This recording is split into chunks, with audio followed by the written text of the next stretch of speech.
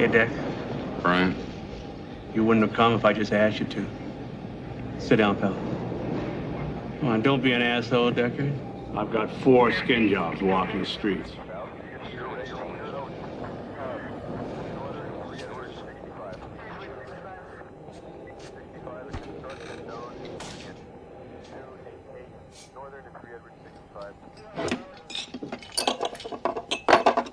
They jumped the shuttle off-world, killed the crew and passengers. We found the shuttle drifting off the coast 2 weeks ago, so we know they're around. Embarrassing. No, sir, not embarrassing, because no one's ever going to find out they're down here.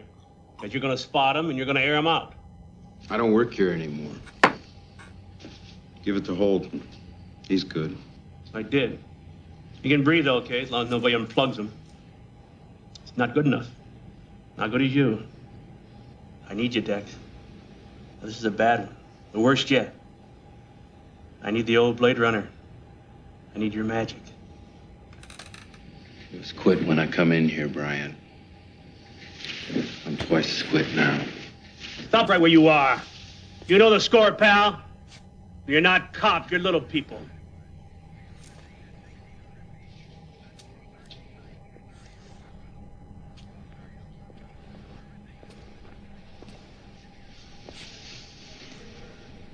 No choice, huh?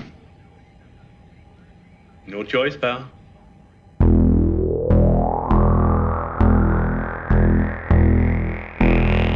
What is real? How do you define real? If you're talking about what you can feel, what you can smell, what you can taste and see, then real is simply electrical signals interpreted by your brain. Have you ever been in an institution? Cells. Cells. Do they keep you in a cell? Cells. Cells. When you're not performing your duties, do they keep you in a little box? Cells. This causes it. This causes it. This causes it. Information overload. All the electronics around you poisoning the airwaves. You are listening to the High Tech Low Life podcast, a cyberpunk media retrospective. High Tech Low Life contains language and themes not suitable for all audiences, as well as spoilers for the content being covered. Listener discretion is advised.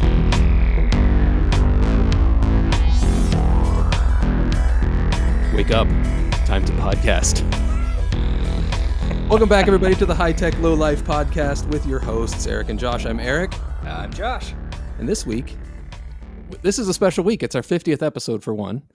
And we are watching a milestone. I don't know, not even a milestone, but one of the biggest cyberpunk films that's out there. I'd say it's a movie that some people have probably heard of. Yeah. You know, one or two. Maybe a few have watched. And we are lucky enough to be joined by a prestigious guest, filmmaker, journalist, musician, podcaster. It is Chris McCoy. Welcome. Hi. I wouldn't go so far as to say I was prestigious, but I'll take it. Hey, look, you're a media professional. Right. I am a media professional, which sometimes I wake up screaming, thinking about that. But yeah, I do I was a freelance writer until just January since 2008, I think. And I went full time with Contemporary Media, the company that I work for now that produces Memphis Flyer, Memphis Magazine, and I'm the film critic over there. But yeah, it's tough out there. It's hard out there for a pimp, y'all. a word pimp, a jargon jockey, a slinger of yeah. But I do love cyberpunk, and I love Blade Runner, so I'm looking forward to talking about it. Yes, I am too. I've loved Blade Runner for a long time, although I admittedly was kind of a late bloomer to it, but I'm so stoked. Yeah, I should be at this point completely burnt out on Blade Runner because I don't know. I watched something like 20 hours of Blade Runner in the past week. But I'm very excited to talk about it, and depending on how the conversation goes, I might just sit down and watch it again after we finish. Did you? And this is one of the movies I have seen most in my life, right? Like even prior to this past week. Did you watch all the versions of it that are out there, Josh? Oh yeah. Okay. Oh, right. So you've really got. I just watched the final cut, but you're gonna have the true deets.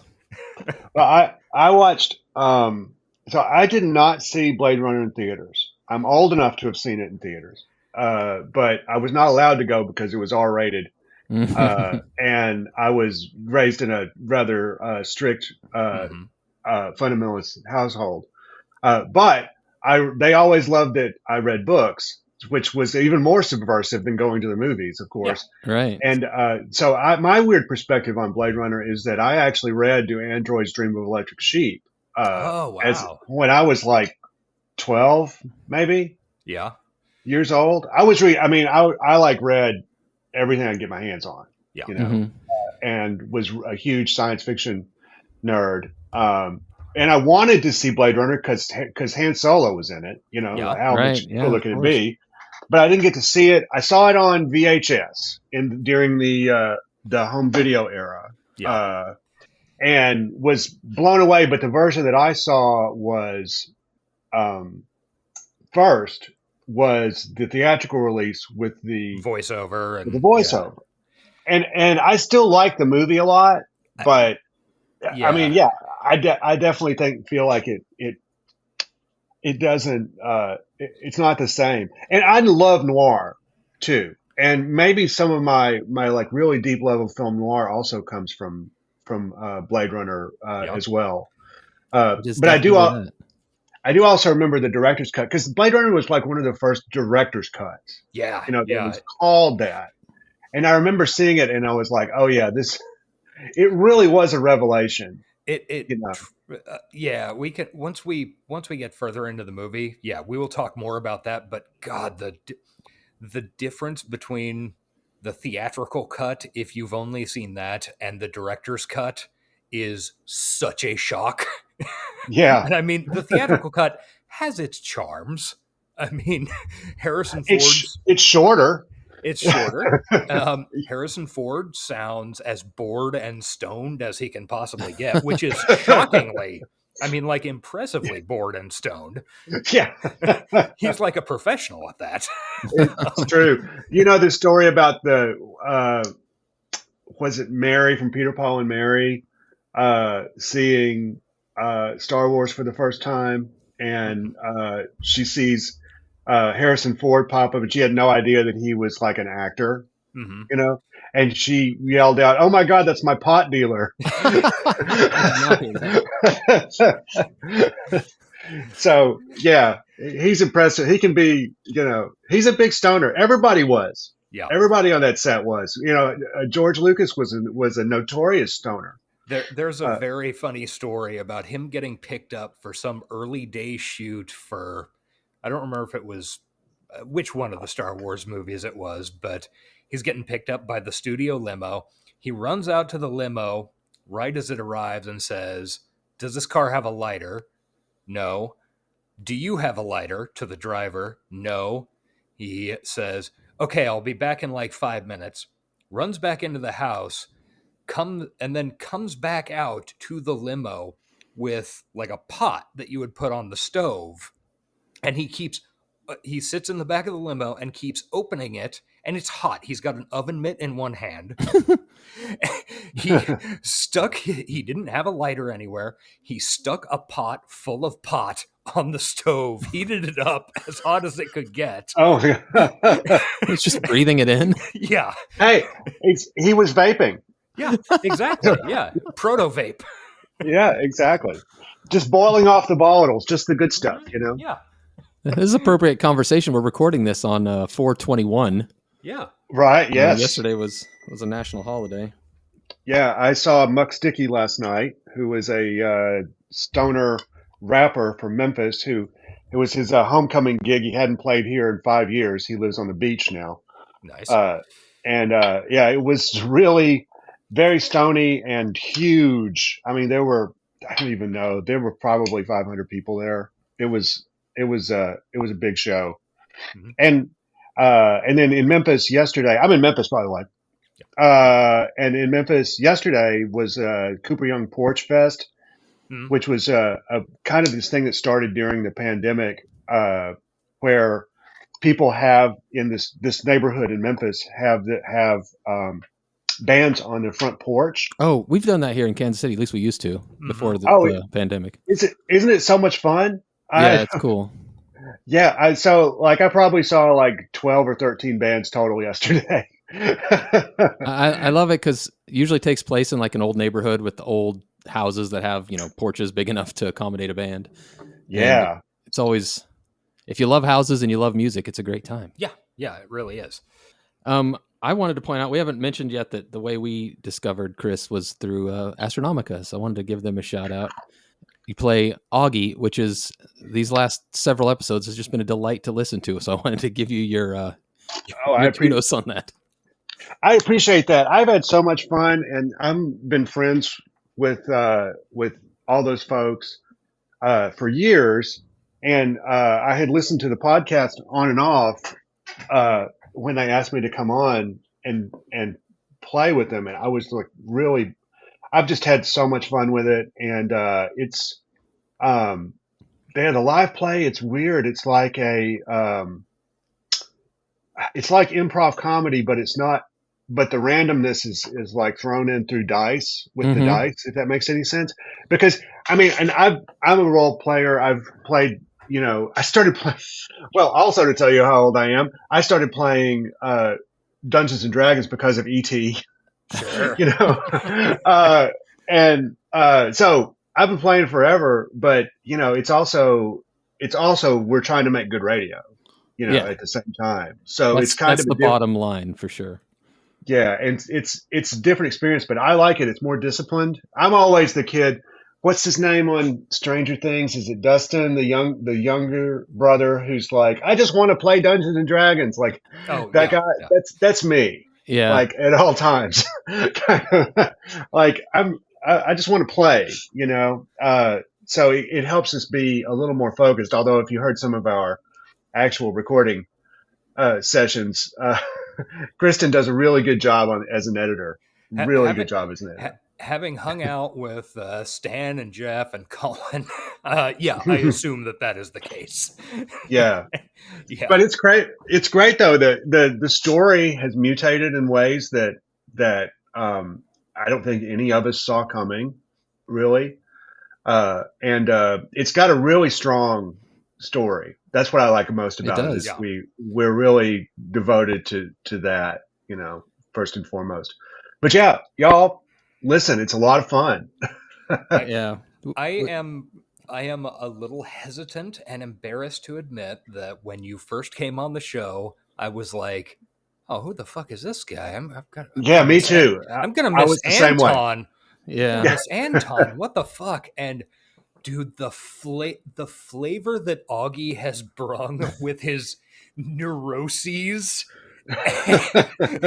His neuroses and mommy issues and karate championship. I mean, I don't want to call anybody out. Your recaps are the best by far. I always look forward to an Augie recap there. Oh, thank you.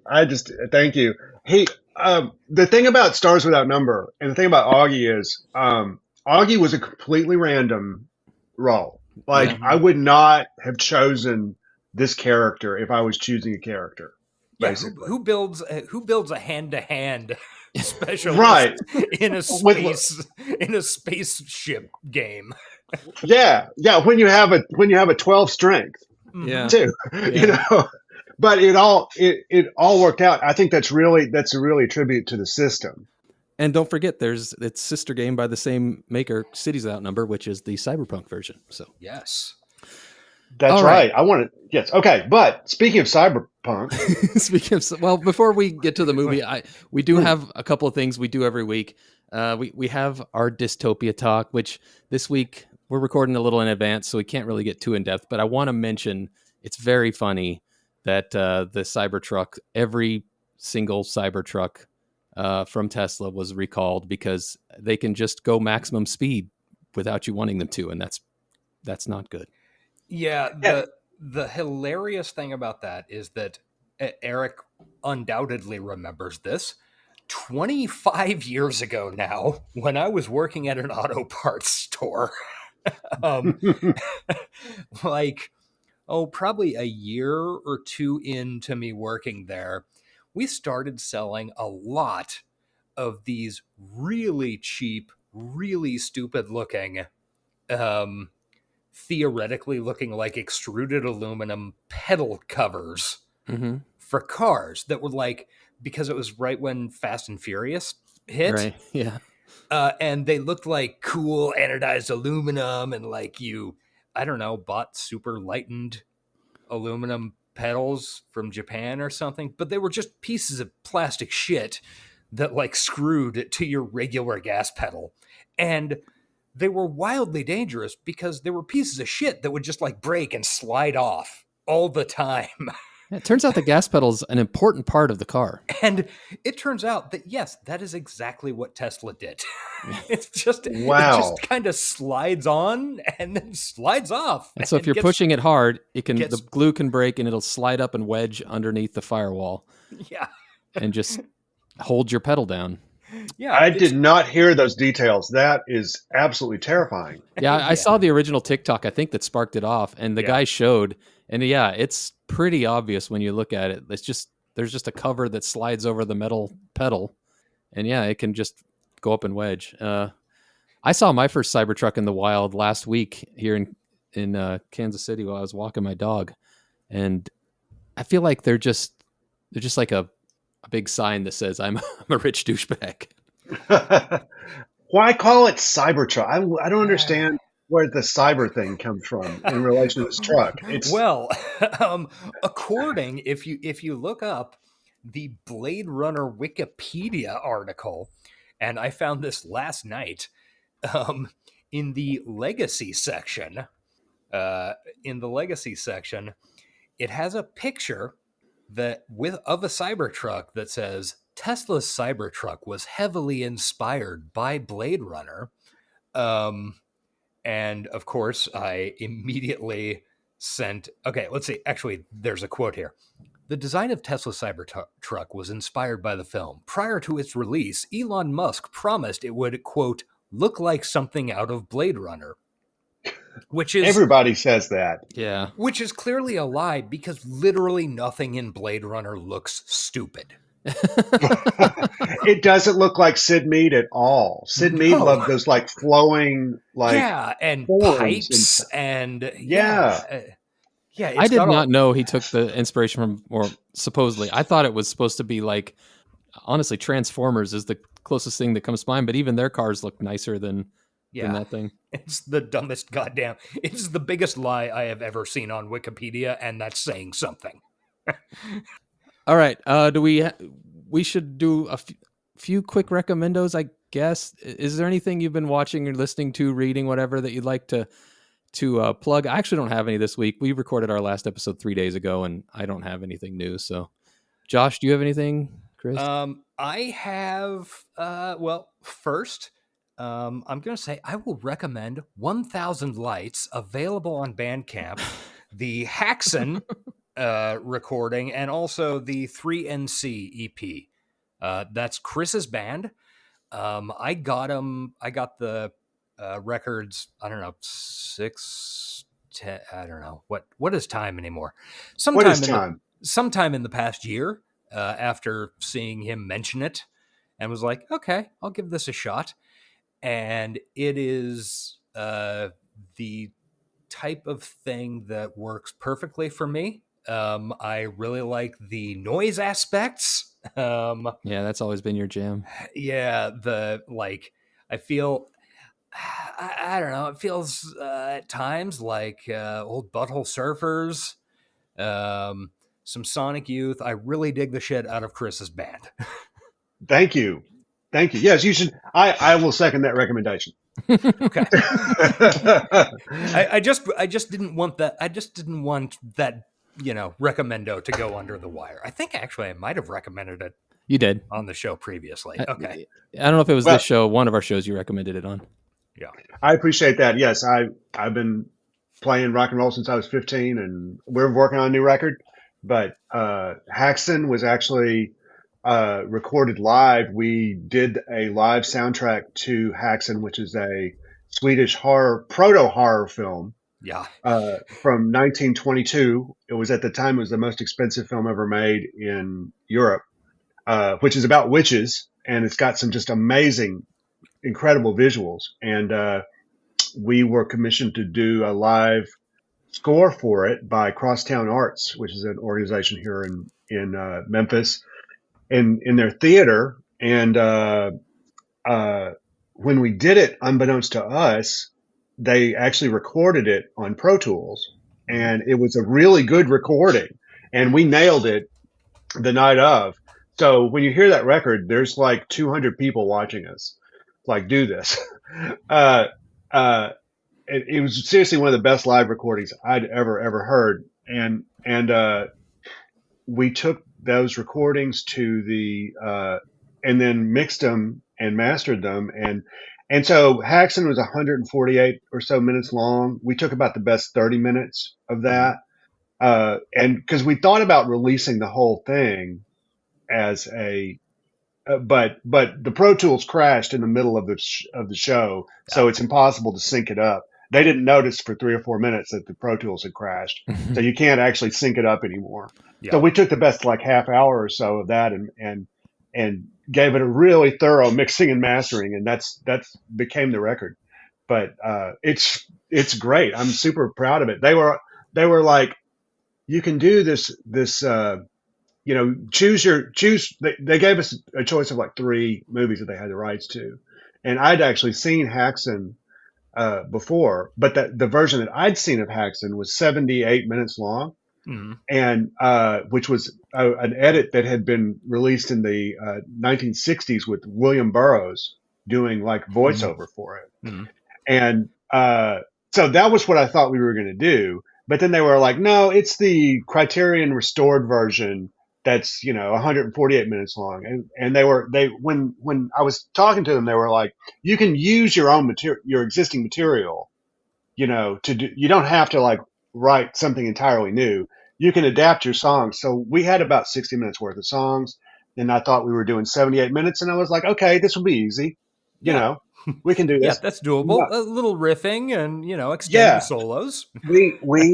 we mess around with with noise all the time. It's one of the things that we do. No, it was like, so we ended up having to do the whole thing. It was great though.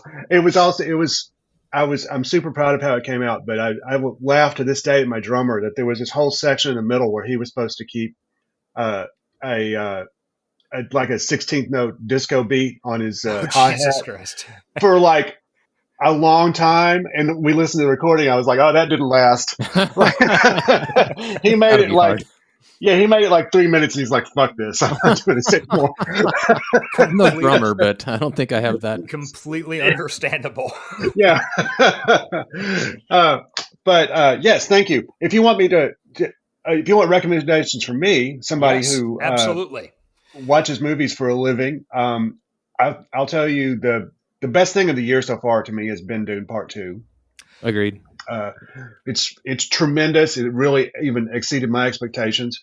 If you haven't seen Monkey Man, Dev Patel's new film, which he stars in and directs, and it is like he references John Wick, and I think that it's sort of playing to the John Wick crowd, but it's better. Yeah, it's better. I respect the John Wick stuff. Those John Wick films to me are primarily like dance films. Only they can't admit that they're really dance films, so they have to have like a combat component. But it's all about the choreography. That's the cool part. Yeah. See, people just need to admit, and we're like, I'm going to go see a dance movie. It doesn't have to be like, don't get all masculine about it and be like, hey, they've got to be fighting. This is what you're going for, Speaking as someone who American in Paris is one of their favorite films, too. But this film especially, it's not super expensive, and it's extremely creative, and it looks great. He's super appealing, and Jordan Peele. Speaking of Peele, Jordan Peele is the executive producer. Netflix was trying to kill it, and Jordan Peele bought it away from him. And so I highly recommend that. I think it's still in theaters. Yeah. Too. and I'm watching Fallout right now too. Mhm. I think that's what I'm going to write about for my next column, and Okay. I'm enjoying it as somebody who I've seen the sort of the art and the iconography and the gameplay forever, but I've never actually played Fallout. That's Uh, the same position I was in when I watched it. I'm enjoying it. What did you think? It's yeah, I enjoyed it as well. It's really hard to deny that like Walton Goggins can carry just about fucking anything, and Oh yeah. Ella Purnell is also. I mean, I first saw her on Yellow Jackets a couple of years ago, and Hmm. she's also she's got those gigantic fucking eyes Oh um, yeah. that she acts way out of her league for Yeah. for somebody as young and relatively inexperienced as she is. I found it to be a pretty fucking entertaining show, and I'm I'm a I'm always in the fucking bag for Kyle MacLachlan. I mean, Yeah, me too. Oh yeah. I, Well, I Augie canonically looks like Hmm. Dune era Kyle McLaughlin. yeah, You know. My favorite Kyle MacLachlan. Yes. yeah. Yeah. I very recently, like in the past month, rewatched Blue Velvet for the first time in I don't know 15 years, 20 years. Mm, Oh God, he is such a beautiful baby in that movie. and I mean, that. he's just like him. And then I also watched, Wild at Heart, and like the combination of him and young Laura Dern is like, Oh, it's so hot. yeah, Yeah. it really is. It's fucking just about impossible to beat. I mean, Yeah. Yeah. I got to watch Blue Velvet with an audience in a theater recently, but it was, and so it was all a bunch of David Lynch heads. So it yeah, wouldn't.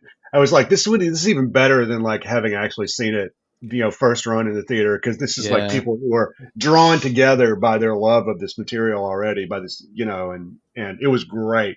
It really, like, it's funny with people with Lynch heads together. It's like, yeah, and he meant it to be, like when you're young. Feel like when I was younger and I was watching it, I didn't get the sort of the. He knows it's over the top, yeah, yeah. you know. It's, yeah, He- I saw it that same way probably, I don't know, 10 or 12 years ago at the Alamo Draft House here in oh town. They had a yeah, showing, and it was me and my wife and, you know, 90 other David Lynch lunatics. And yeah, that yeah. is a great way to see a David Lynch movie, because if you're not on board with a David Lynch movie, then It you're can, very much off board. yeah, it can be painful. It's like Yeah. once you get in his groove, understand what he's trying to do. It needs a little bit of buy-in, I Yeah. think. You know. Actually, going back to your recommendations, one of the things I was going to recommend, because I watched it it's just come out on streaming, Dune 2. You did that Javier last week. Bardem. Oh, did I? Shit. Yeah. Okay. I forgot that. Javier Bardem, the comedy star for our times. Oh God. But also not comedy when he needs to be in the movie. No, he's his performance in that is shockingly great. He does like a very important turn where it stops being funny, which is very important Right. to the movie. Yeah, it's it is just such.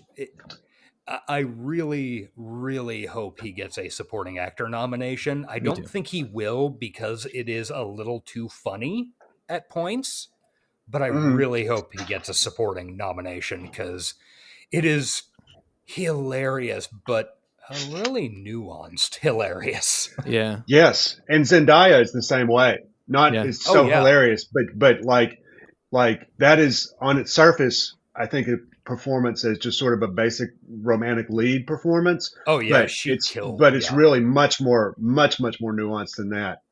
But yeah, because what he's trying to do, like he's trying to get across a really complicated set of information, Mhm. yeah, and he does it with emotional nuance, I guess. And I don't know. I feel like Christopher Nolan would have been super ham-fisted about that, Yeah. but And- it's yeah, yeah. I very really, nuanced.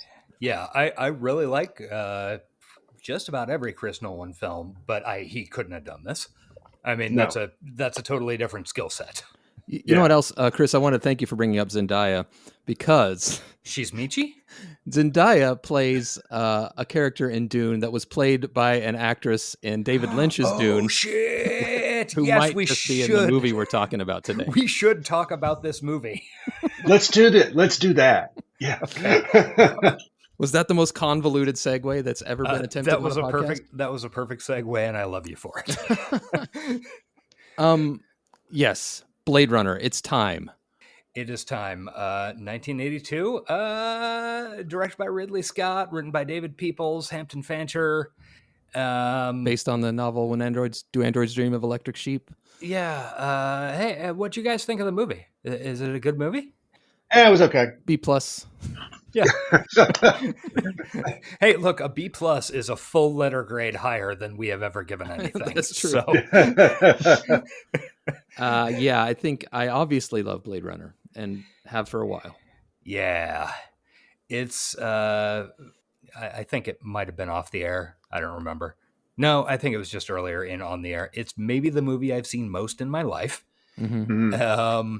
And I watched I watched approximately 20 hours of it over the course of the past week, just over and over in different versions and taking notes and just fucking watching and chilling. And yeah, it's still a really great fucking movie. It's one of the, speaking of cyberpunk, it's literally one of the foundational texts of cyberpunk, because isn't the story that William Gibson was writing Neuromancer, yeah. And he saw Blade Runner and it was like, oh, it needs to feel like that. Yeah. But what's funny about that is there are still people on Reddit that will argue that Blade Runner is not cyberpunk. Yeah. Because there are people on Reddit who will argue about anything. Yeah. Yeah, so I guess we all liked this movie pretty well. We did. Yeah. Yeah, I just for reference, for going through the rest of this, I watched and took my notes on the final cut version, which came out in 2007. I did as well. I have seen it, I've seen the director's cut the most by a huge margin. And there are roughly 5 different cuts of the movie. Mm-hmm. There's theatrical, there's the international release, which is basically the theatrical but a little bloodier and like fight scenes are extended. Then there's the 1992 director's cut, which is great and the one I'm most familiar with. Final cut. And there's also the work print.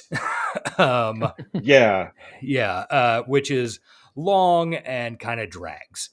The final cut is, if you listen to Ridley, that's his preferred version, and I don't disagree with him. I mean, it's got some, because I was a fucking lunatic. It was 2007 was right at the tail end of people just packing DVD special editions with features and 14 disc cohesive box sets.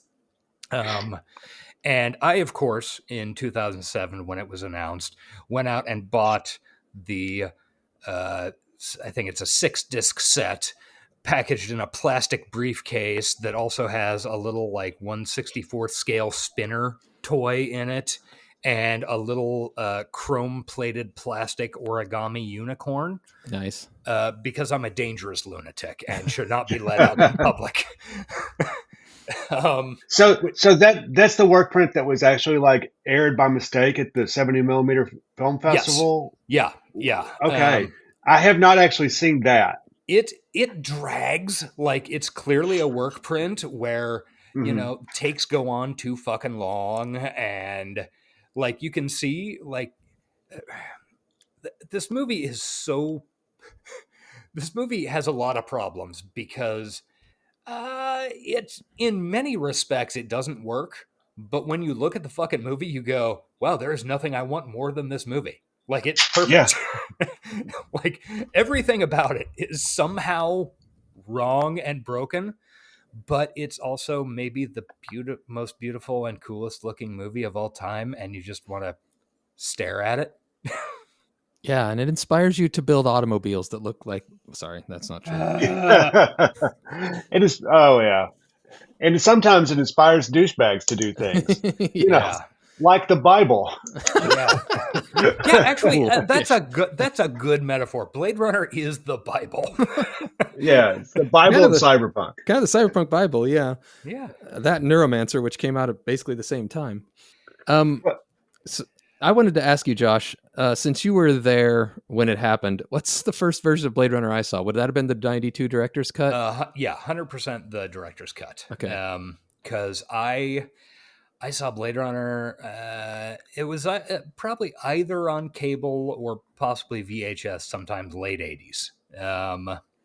So that would have been the theatrical release. Mm-hmm. And then sometime after 92, when it came out on VHS, because I remember it coming out on VHS and the cover of it, which is different than the theatrical cover looked like. I rented it and watched it obsessively on my fucking 13-inch TV. Mm-hmm. And then eventually I got a VHS and watched that obsessively. And then eventually it was an early rollout DVD, I remember that, yeah. With the snap case, Mm-hmm. the Warner's mostly cardboard snap case, and watched that, I don't know, 9 or 10 billion times. One of them with me. Yeah. Yeah, so the vast majority of my experience with it is the director's cut. And it is exhausting to get into the fucking nuances of what's different between this version and that version, because pretty much everything except for the work print is like right around the same length, and it's just minor variations.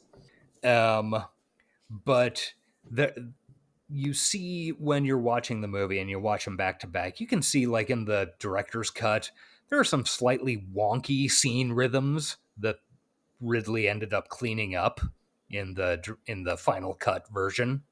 And I really like the final cut version, but man, the director's cut is so close to my heart. Like, just even though those rhythms are clearly like wrong and not the right way you would cut the scene, like things just hang on a bit too long, or, you know, you're looking at Deckard's face halfway through Rachel saying a line. It's just how I'm so used to seeing the movie that I'm really 50-50 split on director's cut or final cut being my preferred version. I can't argue with anybody who says either one. I will fight you if you say the theatrical cut is your favorite version, but that's just because you're a confused person. Yeah, you've got bigger problems. Yeah. I agree. I'm with you too about the director's cut. That I was so used to it, you know, seeing it on DVD for so long like that. Yeah. And because I don't know if people are familiar with the story of what happened with the Blade Runner comes out. It gets chopped to hell by the studio. Yeah. Scott was checked out, like basically by the time it was done, because he was wanting to make Legend. Yeah, and you know. He actually got fired like twice over the course of production. Yeah, he like at the end he was just like, "Fuck this! I hate these people. I just want to go make my Tom Cruise movie," you know. And supposedly that's where the unicorn came from. Is that was supposed to be like a test shot, Really? right? But yeah, he was like, "I'm going to use some of my budget to do like a test shot for Legend." Good for him. You know, and so the movie comes out and it flops and everybody, because it's like so downer, and it's 1982, you know, when everybody's like all in ET land and stuff. Yeah, right? Mm-hmm. That's one of my favorite things about this movie is it came out like the same time as E.T., which crushed it at the box office, and The Thing.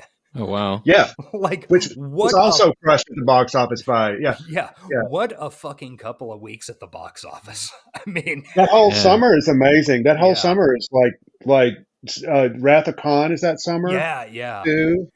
Like it's the best, you know, sci-fi summer ever. But then that was like the end of the Star Wars boom, kind of. And, you know, but then Blade Runner gets ignored for years, and then there's a 70 millimeter film festival, and I think it was in like Monterey or Santa Barbara or something, maybe. Yeah, like Yeah. that.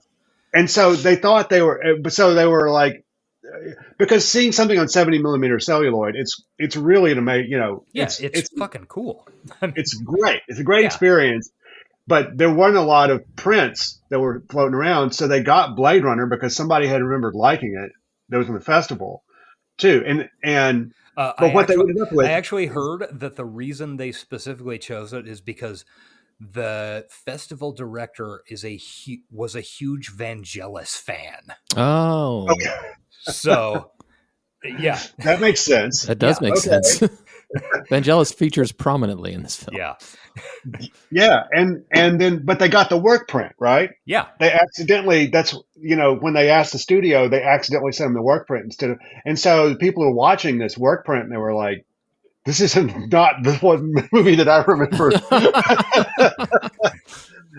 Yeah. And it caused such a stir that Ridley was like, that eventually the studio was convinced to like let Ridley go in and clean up some stuff and present it as the director's cut. And that's also sort of where the whole concept of a director's cut comes from, as we know it today.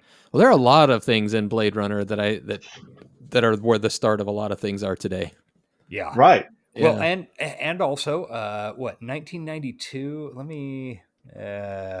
I don't remember where exactly that is. That's right about the time where Ridley has just put out or is just about to put out Thelma and Louise, which was a incredibly successful film that we hardly think about anymore. You may hardly think about it. Yeah.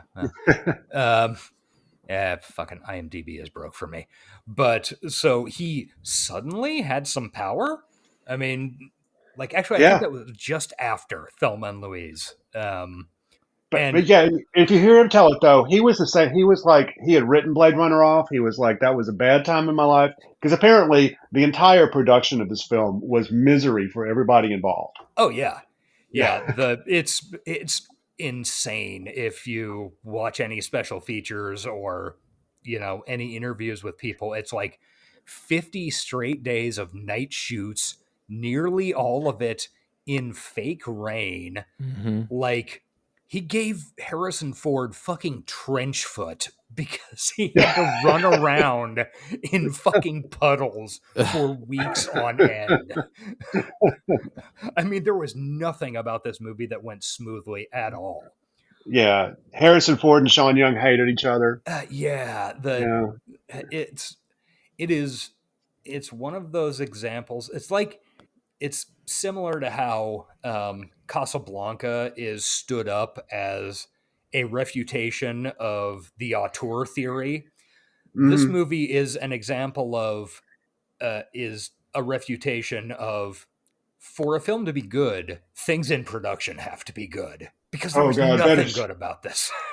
No, there is no relationship between those things. And also for writers out there, this is some writing advice that I got that has been extremely useful to me, is that when you're writing it, I mean, you get discouraged because you're trying to write something and make it really good. And then it's like, you write it and it doesn't feel good to you, and you feel like down and angry, and like, you're like, oh, I suck, maybe, whatever.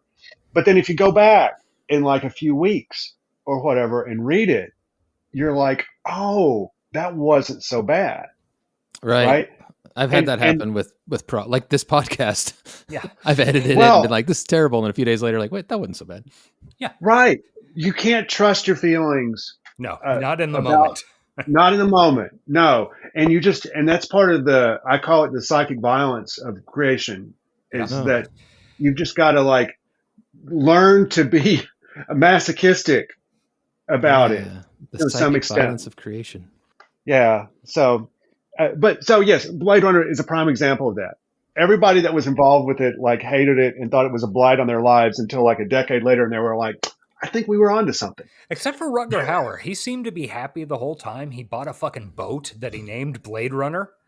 Like, he did okay out of it. Like, well, he fucking rules. This is his movie. He's so good. Chris, We walked away with this movie. you wouldn't know this, but we did a Rutger Hauer movie last week called Split Second. I'm not sure if you're familiar with it. No. You should absolutely watch it at your earliest Yes. convenience. I recommend it for one of your you haven't seen You columns. haven't never seen it. Yeah. That's mine, never seen it.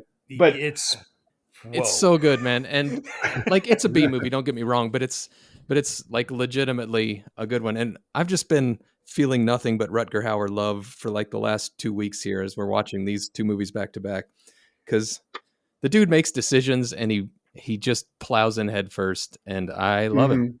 Yeah. I love his big round head. Okay, so Blade Runner starts in maybe the most beautiful and coolest way ever. It's flying over a post-industrial nightmare dystopia city with fire, and there's a beautiful Vangelis score. Mm-hmm. We're headed to this giant fucking cool Tyrell arcology building. You know, already I have to chime in. There's so many things that this movie inspired, but that opening thing is pretty much ripped off beat for beat by the Shadowrun Super Nintendo game. Yeah, which is a 16-bit shot of a futuristic city with like weird fire explosions coming out of the tops of buildings. So that's the first time I experienced that was through that video game.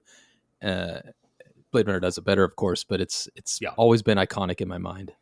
And that's also one of the things that this is going to mean nothing to anybody outside of Central Kansas.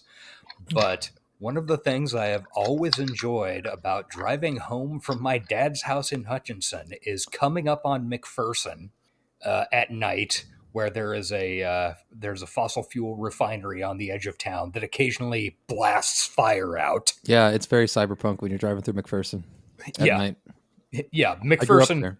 Yeah, McPherson, Kansas, a town of, I don't know, 10,000 people. Looks I think very they're 20 now. cyberpunk at night. Okay. Yeah. we had a very similar experience recently when I drove down to New Orleans to see Sleater Kinney with some friends, and there's cool. and when you're going on I-55 south. Oh yeah, they got all the pipelines and yeah. Yeah, there was a huge, but it was a real, like in the opening of Blade Runner, it was a real low ceiling of clouds, and it was raining, and they were venting off, fire. They were venting off from those refineries, and it was like, and my friend, it was with us, had never seen it, like that before, and it was. I mean, you know what it looked like? It looked like the beginning of this film.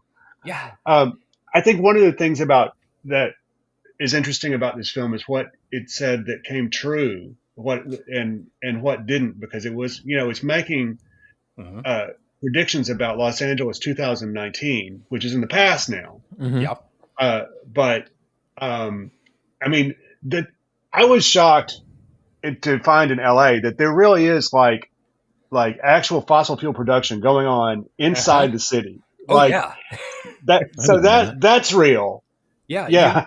You occasionally, like where my aunt and uncle used to live, God, shit, I think they moved 25 years ago. But you walk down the street from their house and hang a left and you're headed to the beach, hang a right and you're in a small refinery. Wow. Yeah, there are active oil wells all over the LA basin. That's the tar pits. I mean, yeah. Yeah, exactly. Since you brought that up, at the end of this movie, we are going to rate it on several categories, one of which is its prescience. It's how accurately it predicted the future. So take that into account. So rainy LA. Yeah, rainy LA is another thing. Oh, definitely. Yeah. LA is not rainy, except that the last year it's been very fucking rainy. Yeah. Yeah. I remember it was a couple years ago, the drought was all the news, and now it's like they don't know what to do with the water. Well, it'll swing back. But anyways, continue. Yeah. So it's just fucking beautiful. Like the models and the matte paintings and everything in this movie are so perfect. And while I was watching the movie again last night, I came up with the real question: is there another movie cooler looking than Blade Runner? Because I can't think of one. The only thing that I can come up with as a possible alternative to maybe cooler than Blade Runner, and it might just be recency bias, A, since I watched it, and B, because I got Ridley on the brain, is Alien. This is a subjective question because It really is, and it does lead to the question of, do I think this is the coolest movie of coolest looking movie of all time because it's the coolest looking movie of all time, or because this encoded what a cool movie looks like to me? yeah, because I I mean, personally would probably prefer 2049 a little bit strictly on. I mean, I prefer the movie too, but I think it looks a little cooler too. The Jaws, the revenge of Blade Runner movies. Shut up. Say that to make me mad. But and I think the Dune movies are up there too. Like, it depends on the aesthetic you're going for. Yeah. well, it's certainly been super influential. The aesthetic has Absolutely. been, and there's like, if you think about other movies that have had similar impact, I mean, there have, Citizen Kane and Greg Toland sort of set off like film noir. Yeah, right? it's tough to argue with. I don't know. I'm not saying, although this movie is cinematographically fucking beautiful. Just every. But it's also about the design. Yeah, it's also about the production design as well. And like, you could also point to something like the Red Shoes. Oh, maybe okay. as like something that has a film that has had the same kind of impact. Yeah, that has been emulated so much, or everybody has taken little bits and pieces out of it. Yeah, too, like this. But no, it's a really short list in all of cinematic history. Yeah, I don't even know, just look wise, what else would be up there. It's really rare that somebody sets off so much so much copycat. Yeah, So much emulation. Well, it's sort of a seminal film like that. Yeah, it really is, and you can what about like a 2001 or something? 2001 definitely. Yeah, 2001 definitely. One of the things about 2001 is that it like Kubrick pioneered a bunch of photographic techniques with John Dykstra and some other people, and then those filtered down. His experiments filtered down through the business for the next 20 years or so. People, Star Wars in a way was just catching up to people catching up to what Kubrick had been doing. And of course, filtered up through the NASA budget, if you know what I mean. He faked the moon landing. I'm saying he faked the moon landing. Josh Sunray. I can't be on this this podcast anymore with a moon landing. That's fair. I can't either. So go do our own. Anyway, you're right, Josh. But let's go on. Okay. So we start with a guy we've never met before because we're at the beginning of the movie. His name is Dave Holden. He's a Blade Runner. We'll figure that out. Interviewing a guy named Leon, who is an actor named Brian James, who we've seen on this podcast before, and we will again. I've seen him very recently. He was in Cherry 2000. Yes. And he is doing an amazing performance as a slightly resentful, stupid guy. I gotta admit, Leon was my favorite of the replicants. He always was since the first time I watched this movie. I like big, strong, stupid guy. He's he's given a really good performance, man. He is.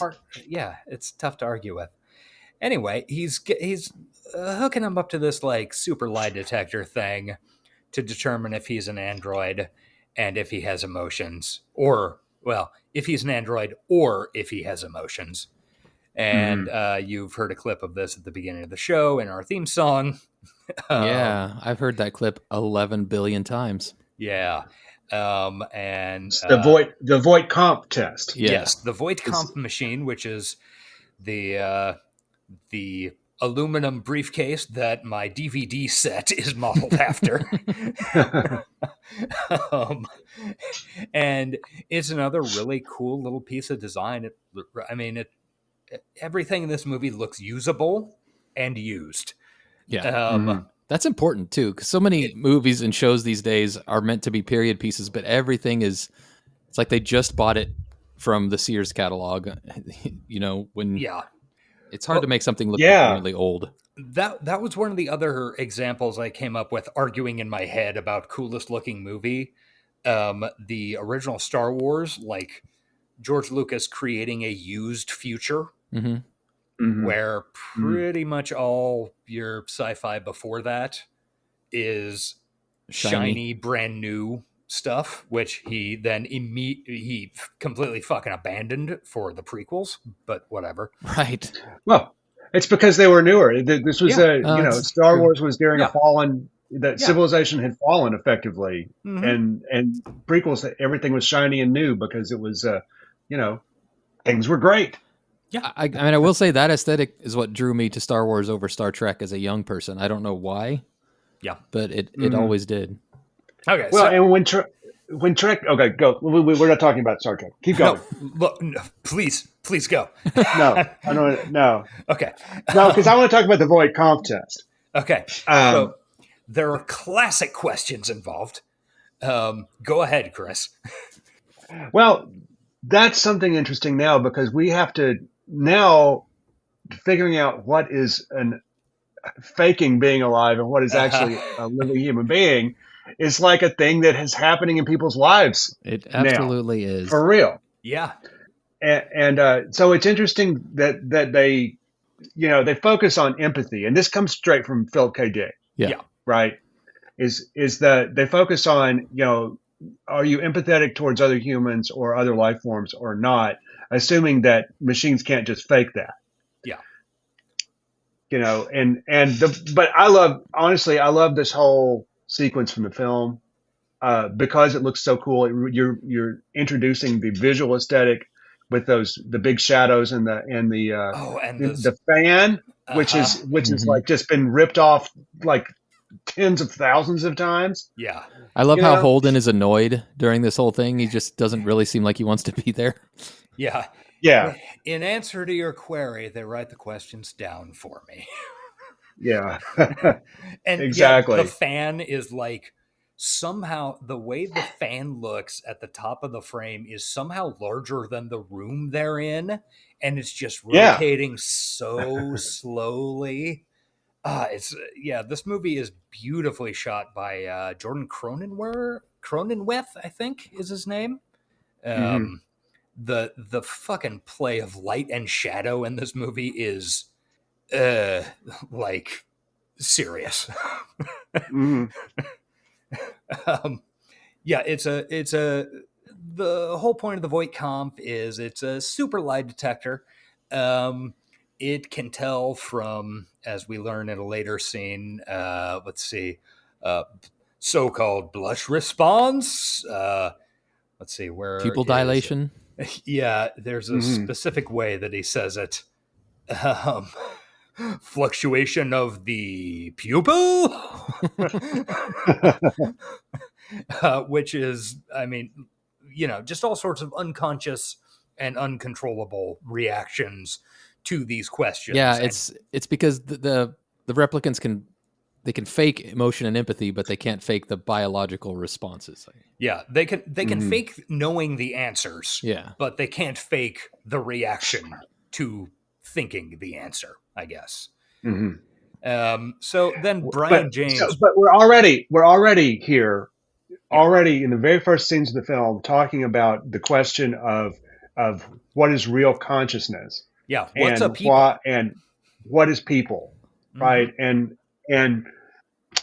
Well, we'll just leave it at that. Keep going. Yeah, because it comes up a lot more. But already, this is establishing itself as this is the primary concern of this entire text is what is a human and what is not a human. And it's interesting they start with Leon because he's arguably the least human of the replicants. He was really just, I mean, from what they talk about him, his purpose was hard work. He's a loading machine, basically. Yeah. Mhm. But you don't question it when if you don't know what's going on until he like shoots him. Yeah. Until Leon shoots the Blade Runner, you think he's human. You have no reason to suspect he's not human. Yeah. There's actually, having seen the movie a billion times, including, 5 in the past 5 days, actually more than that, you can, like, Brian James is doing incredible fucking work in that scene. Like, you can see, you can watch the curve of his shoulders, just a little bit of tenseness at various points. Like, he seems like it would be really easy for somebody to say, "Oh, Brian James gives the worst performance of any of the replicants," and they are so wrong. I don't think that would be true. Yeah. This scene is like it is immaculately perfect. It's fucking weird how good he is. And his fight scene with Deckard later on is one of the highlights of the film for me too. Yeah, His it's monologue as he's beating the shit out of him. Yeah, you can see like just this whole scene. He has this weirdly blank face, like just kind of a slack jaw, and do they write these questions for you? And I don't know. I never seen a tortoise. Yeah. But he doesn't read as inhuman the first time you see it. He reads as a cop, somebody being interrogated by a cop who's probably a criminal of some kind. Just kind of a dumb guy who's nervous about why he's there and why are you asking him these questions. He's already had an IQ test this year. But, oh, dude, if you watch it if you like really focus in on what he's doing, it is like some of the most impressive acting I have seen. Well, especially if you've seen his other performances in some of the other movies we watched with him in it. Because he does play big dumb guy a lot. Yeah. Or just big mean guy. But this is scene 1. We cannot spend 20 minutes on every scene. So he shoots Dave Holden. But he just blows him away under the table. Like, after he's asked about his mother, because you want to know about my mother? Bang. So then we cut to one of the coolest things of all time, which is the streets of Blade Runner. Yeah. Packed full of fucking neon and people walking through fucking rain, and it is just the future. And it's a trashed, shitty future that is bad. And which kind of looks like Hong Kong. Yeah. Hong Kong or Shanghai. Yeah. It's intensely multicultural, and every fucking square inch of this is production designed to within an inch of its life. And unlike a lot of movies where they do that, it's perfect. Like, nothing seems overdone. It just seems like a busy, crowded city street. And we meet our main character. Also, there's a giant video billboard with a blimp thing talking about visiting or going to the off-world colonies. Yeah, one of the things we covered Do Androids Dream of Electric Sheep a couple months ago on this podcast, and it was nice having it kind of fresh in my mind. It helps flesh out the book or the movie quite a bit, actually. To even though the book and movie are very different, you can kind of, some of that world building that was done in the book, you can kind of put on the movie, and it makes it fun. Think about what's going on off world and why there are so many animals in a weird downtown bazaar. And anyway. Yeah, because he doesn't feel like he needs to explain all this to you. Yeah, I appreciate that so much, because before I'd read the book, it was still cool. It was just mysterious and interesting. Yeah. Yeah, this, even if it doesn't say it beyond a couple, I don't know, I think 2 separate remarks, one in the Tyrell building and then one at the one when he's talking to Zora. It's never explicitly mentioned that basically all of the animal life on Earth have been wiped out, but It is certainly implied by, is that, Deckard says, is that owl real? And she's like, of course not, Rachel. Yeah. And then he asks Zora about her snake and if it's real. And she says, if I could afford a real snake, I wouldn't be working in a place like this. I do feel like that's an Yeah. interesting shout out to the book, though, that he does every time he sees an animal, he asks if it's real, because in the book, Deckard is obsessed with getting an animal. Yeah. Well, and the Earth is in a state of ecological collapse, and that is explicit, and it's a huge part of the book. Yeah. Absolutely. That is just sort of the background of the film. Yeah. But it works. It's much more explicit in 2049. Yeah. Yeah, it is. Yeah, that's certainly true. Of course, 2049 also just a much broader, like 2049 goes places. Deckard goes fucking nowhere. It's all Los Angeles. Yeah. Yeah, but it's a big enough Yeah. It's place to explore. Yeah. and it feels fleshed out. Yeah. Yeah. Okay, so we meet our main character. It's Harrison Ford, looking cool. He's ordering noodles, and he wants 4 noodles. The guy behind the counter, I think, maybe thinks he's getting too fat, and will only give him 2 noodles. Yeah, he has to. So he's getting some noodles at a fucking food truck, basically. And again, this is incredibly multicultural. Like everybody in the Is it multicultural, or is it a little bit of the good early 80s Orientalism showing its face? okay, well, that's a tough. Well, yeah. I think you have a point there. Yeah. However, we were if you want to talk about what Blade Runner got right about the future, the fact that that Asian popular culture is so much a part of like in the West now, just the everyday thing, that he absolutely nailed that. Yeah.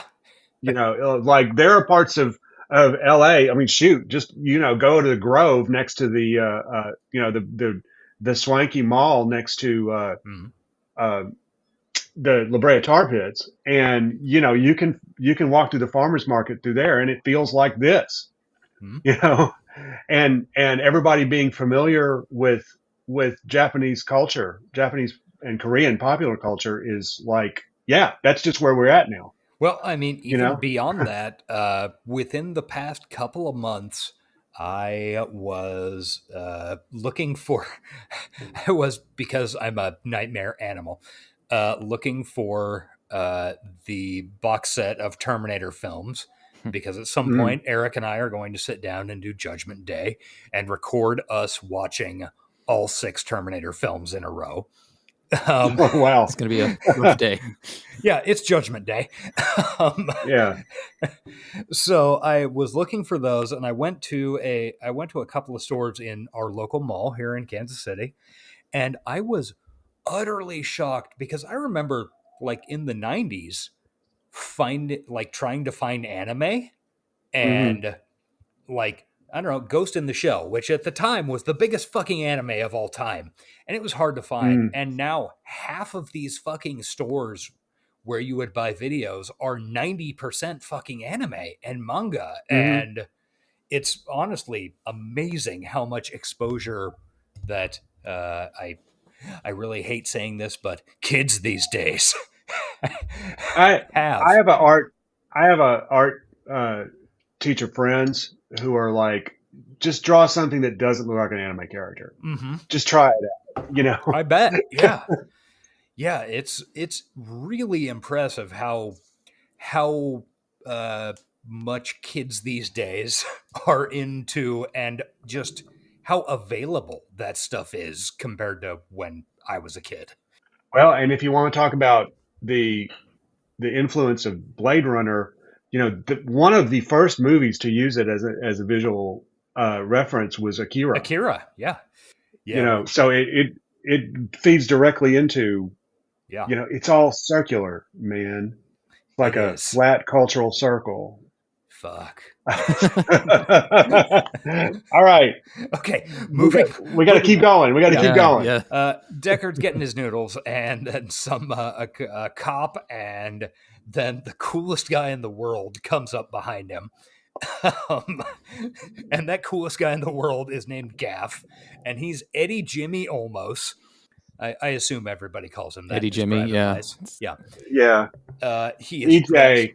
Yeah, he's EJ in the group text. But he's dressed in a fucking 3-piece suit with a pork pie hat and a cane and blue contact lenses, and he's speaking Hungarian.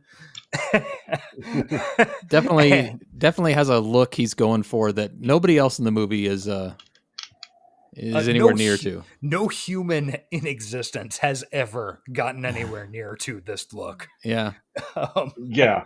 But he pulls it off. I mean, he really. Yeah.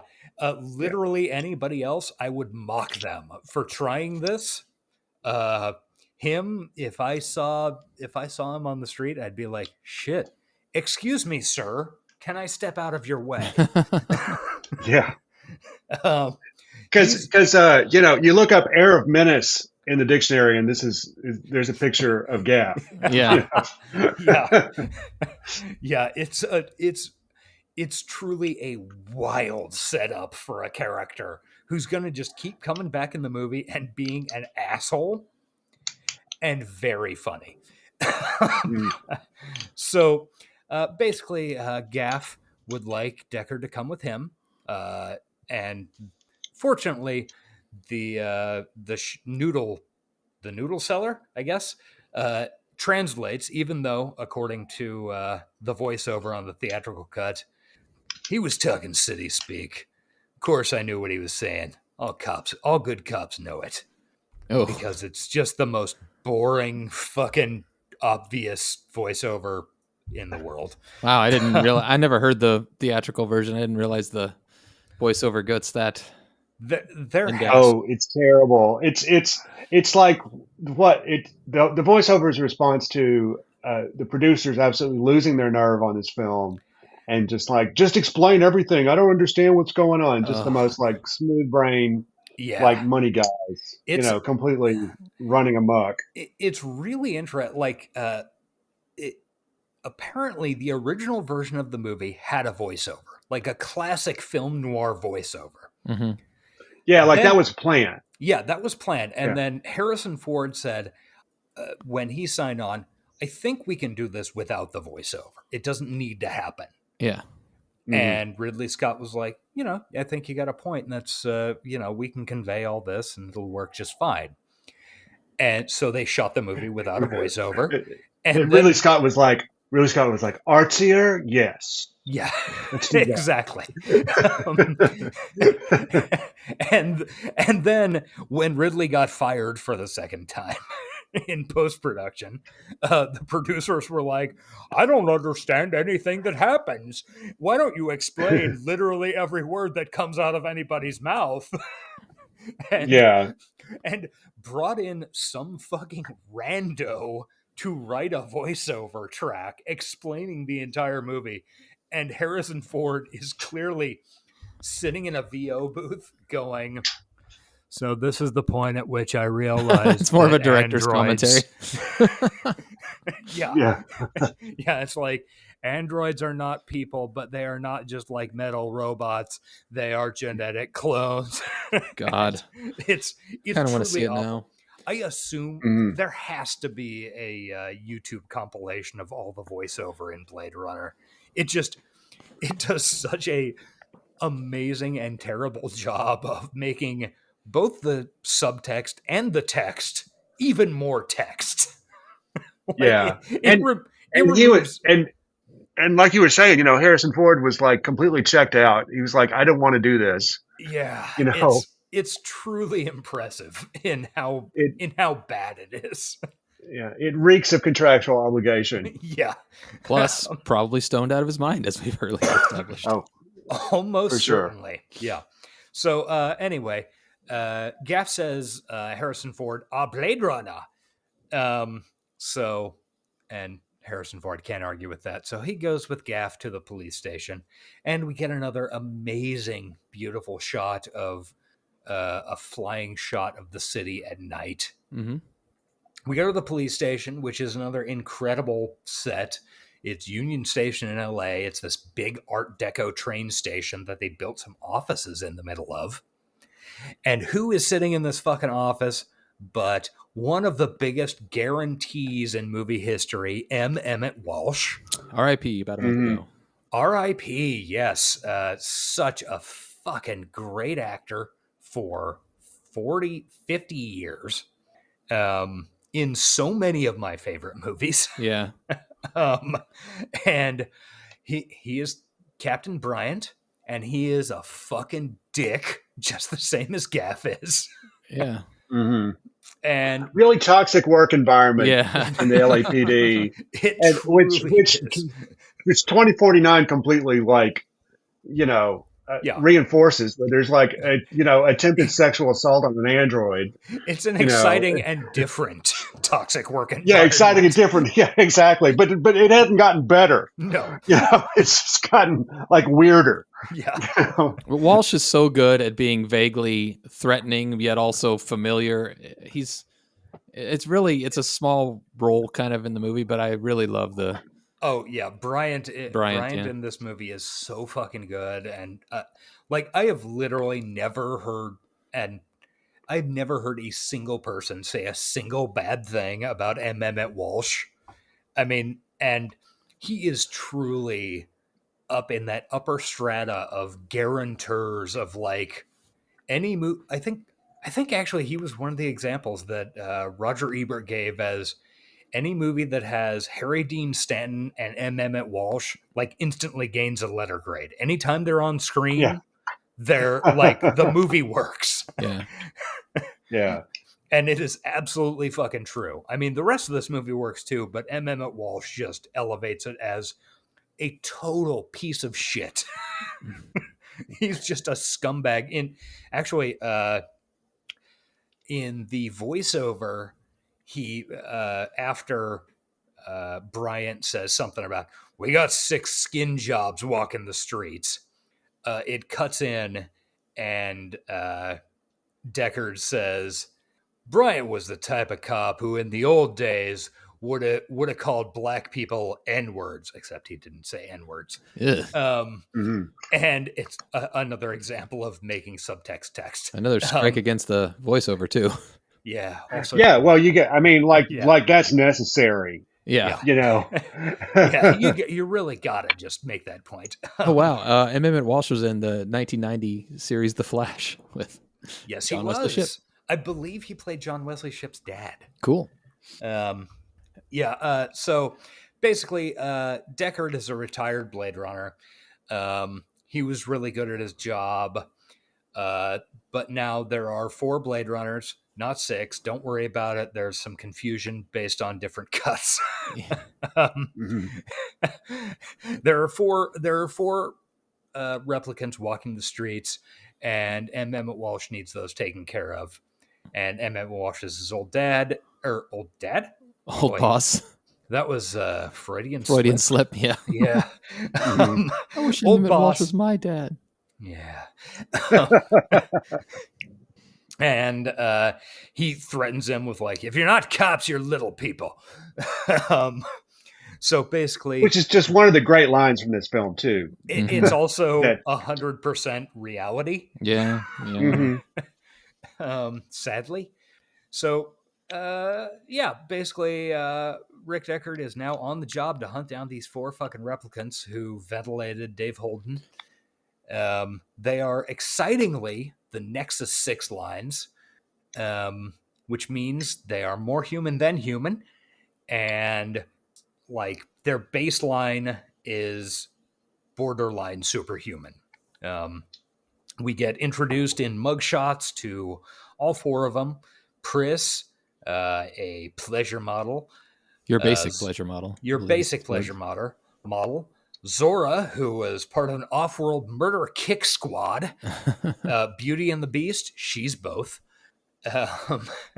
Leon, who was a combat and ammunition loader for can drag around 1,400 pounds of atomic artillery all day. And then Roy Batty, probably the leader, a combat model. And that's the plot for the fucking movie. But first, Deckard's got to go test out the Voight-Kampff machine on one of these Nexus 6 models at the Tyrell Corporation. Yes. Yeah. And in the scene, they watched some film in this scene, Deckard and Bryant, of Dave Holden interviewing Leon. Mm-hmm. And the smoke in the scene is so palpable. Like, it's just such a film noir through just the way it's fucking lit. They're projecting the scene, the video of Holden and Leon, and just the smoke filling the room made me about have a seizure. That actually this is a very brief digression, but I was recently saw a TikTok that was presented by a photographer who was like, who's a sports photographer. He's like, I just can't get those beautiful iconic pictures. Like, he was looking at all these pictures from the 70s and 80s of like basketball players in middle of dunks and stuff. And it's like, they just never look as good. And I can't figure out what it is until I started looking closely and I realized it's smoke. All the background is constantly filled with smoke. And it makes pictures look amazing. Yeah. It makes movies look amazing. That is a problem, honestly. It is. It really is. Everything looks cooler with a pall of smoke over it. It makes light visible. Yeah. What do you want? And if you're an actor, having, there's always business. Yeah. Which is the Billy Wilder thing. And like, if you got a cigarette, there's business. You've always got business that you can do, because otherwise you're just sitting there palpably like I'm being filmed. Yeah. But this helps you like distract it. So actors love it. That's that's one of the things. A couple of weeks ago, we watched the David Fincher Girl with the Dragon Tattoo, and one of the things that I don't think I brought up on the show, but that I thought of and took notes on, was that the whole movie, Daniel Craig is dicking around with his glasses. Yeah. And like hanging them off his head weird and like gesturing with them and shit. And I remember watching the movie and thinking like, 30 years ago, he would have been doing that with a cigarette. Right. Yeah. Like it wouldn't have been as much work. Like him flipping these glasses around if he was just gesturing with a cigarette between his fingers. And that's completely noir. My favorite noir, one of my all-time favorite films of all times, top 5 is Out of the Past. Oh, I love Out of the Past. Yes. Yeah, but nobody smokes more than Robert Mitchum in that film. Oh yeah. Like he's at one point, Kirk Douglas offers him a cigarette. He's like, cigarette? And Robert Mitchum goes, smoking. Yep. I'm already smoking. Yeah, this is it's probably been evident if you've listened through the podcast this far, but Chris, I'm certain, hasn't listened to it because, God, why would he? My absolute favorite film of all time is The Maltese Falcon. So yeah, super familiar and into film noir. That's my shit right there. Love that. Love Maltese Falcon so much too. Except this is a very strong influence on Blade Runner. Yeah. Oh, absolutely. On the look of Blade Runner. But Blade Runner's in color, but it feels like it's in black and white. Does that make sense? It does. Yes. Kind of. It is shot that way. I don't like Ridley Scott. Turns out this guy's a pretty good fucking director and knows what he's going for, like on a visual level. He's a great visual stylist. I'll give him that for sure. Okay. Actually, this is something that I'm really interested in the opinion of a professional film guy on. Okay. How have you been liking the past, 10 years or so of Ridley's career? He's a great visual stylist. Yeah. That's what I think. And he hasn't gotten any worse at that, but he needs a good screenwriter. He is does. really the bottom Yeah. line for him. And if he thinks he knows more than the screenwriter or I don't know, I can definitely see him like not, taking no or nobody telling him no. I liked Yeah. Napoleon though. I did too. I enjoyed it. Um, I don't think it's the best thing he ever did no. or, the best thing Joaquin Phoenix ever did, but it was cool. I also liked Napoleon, in spite of my general distaste for Joaquin Phoenix. I enjoyed that. I also really enjoyed House of Gucci much more than I expected to. Again, in spite of Jared Leto. Um, even though to some degree Jared Leto was maybe my favorite part of the movie, playing a fucking sentient pizza box mascot. Man, I know. That's Like, well, I think everybody understood they were doing. There came a point, I think, in that movie where everybody yeah, understood that they were doing camp. uh-huh. And it's just like, just go for it. I I, love it. I, If everybody's on the same page and we're yeah, all doing camp, then let's yeah, all go for it. I will watch that all day. It's yeah. fun, and I, I think Ridley is probably not what you would describe as an actor's director, but he does an no. amazing job at hiring. Like, he sees somebody do something and he hires them do that. I don't want to tell you what to do every take. Just do that performance. Hmm. It's yours Yeah. from here on out. I'm hiring you because of the way you look and the way you delivered these 5 lines in the rehearsal or whatever. And that's completely legitimate Yeah. way of directing. I think it's very collaborative if you think about it. And it's Yeah. like I trust you enough to yeah, and I trust you enough to go out in front of the camera and do your job while I'm thinking about all the other stuff. Yeah. And Because when you're a director, you're being bombarded by questions and decisions from the time you wake up until the time you go to bed while you're in production. So it's like some people want that, yeah. you know, And I mean, and Ridley is the master of the other stuff. I mean, production design, fucking lighting, everything. This motherfucker knows exactly what he wants to print onto film. right, And yeah. the performances are oddly secondary, for, I little think it was out of yeah. I think it context. was somebody who I think somebody said about him that it's like he's to Ridley Scott. If you're an actor in one of his films, he regards you as a color Yeah. rather than like an actor. And he was like, if you get that, you can work with it, but it's hard to be a color Yeah. sometimes. Yeah. you know. That sounds entirely true and accurate. Mhm. All right, so he's So, at anyways, Tyrell let's keep Corp. going. We got a movie. Yeah. The Tyrell Corp. By Yeah. the way, this set is probably my favorite set in the entire film. Yeah, The Tyrell offices. Is this to be an empathy test? And that line delivery, it's so perfect. and Yeah. this Go ahead. scene where they lower the shades, he says it's too bright in here, Yeah. is Hmm. one of the more emotionally, I don't know, emotionally. It makes me feel something when I see it, and the sun dims on this big open room in a pyramid.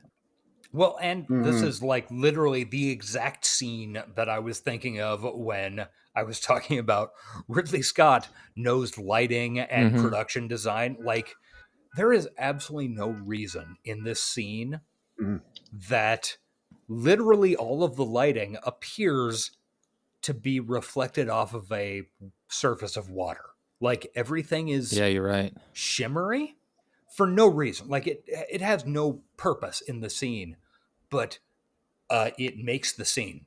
Like, it adds life to literally every bit of every facial expression. I mean, the dude stages a scene like fucking nobody else. Hmm. Um, Hmm.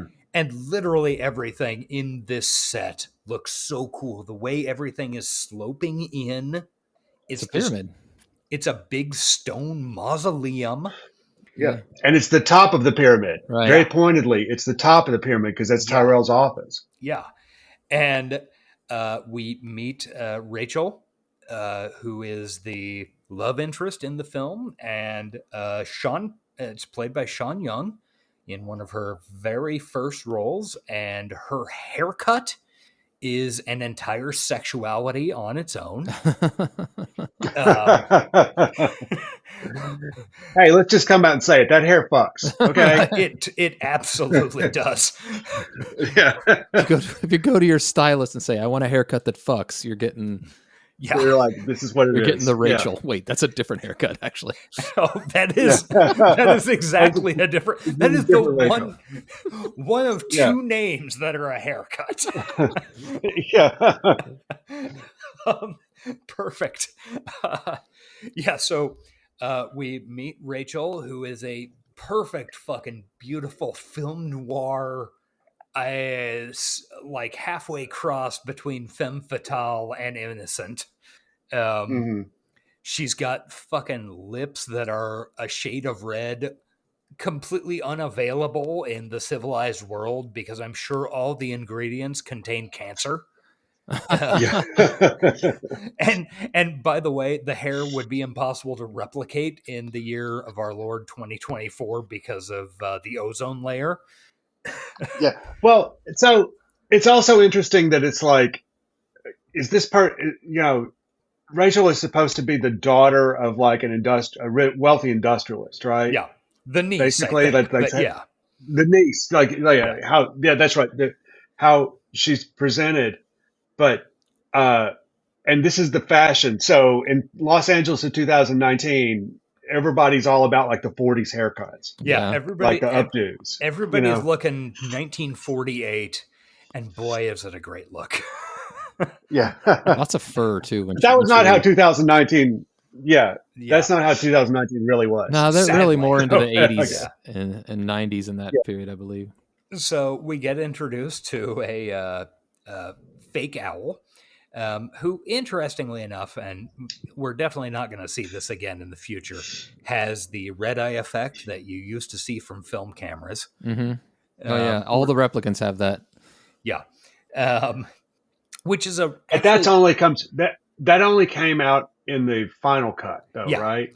Yeah, it did appear on the owl in one of the shots in the director's cut, but not like two or three others.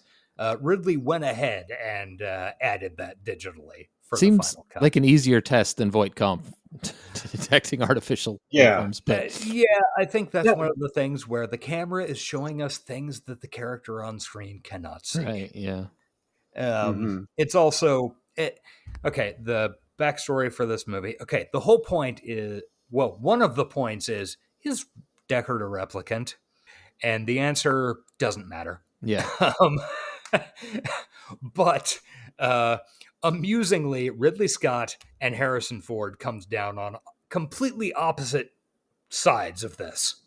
Ridley Scott at some point decided, Deckard's a replicant.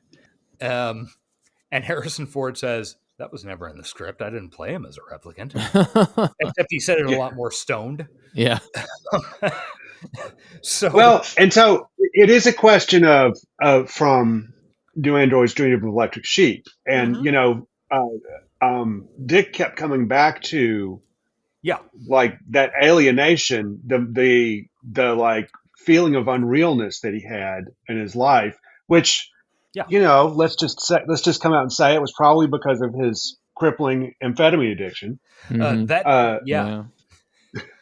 But it's also very real, like it's a feeling that we feel, all the time, I think. Yeah, literally every waking second of my day. Yeah. It's interesting that's, and it is the central question of the film. Yeah. Too, like we said, of what is human, what's the line between human and not human, and that we can talk more about Rachel in a minute, but that is in the book too. The difference between Rachel in the book and Sean Young's Rachel is huge because it's one of the biggest differences, Rachel, really. Rachel has a lot more agency in the book. Yeah, but let's keep going. Well, and just to nail this to a fucking poll for the rest of the episode. Nail it up there. I think the other thing which both Ridley and Harrison are discounting is it doesn't matter if Deckard is a replicant or not, the dehumanization of his work, murdering people, might be the thing that turns him less than human. Right. And would make him fail a void conf test. Like whether or not he was created in a fucking lab, the fact that his job is to murder is dehumanizing and reduces empathy. Is it? Yeah.